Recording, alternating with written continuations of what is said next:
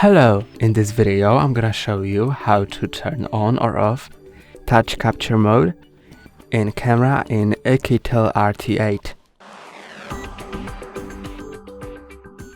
First open camera app and then press on settings icon in top right corner, capture mode, and now you can set it to normal or touch.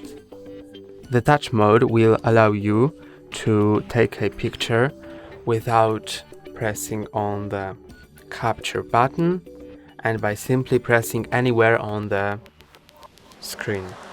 Let me present that to you.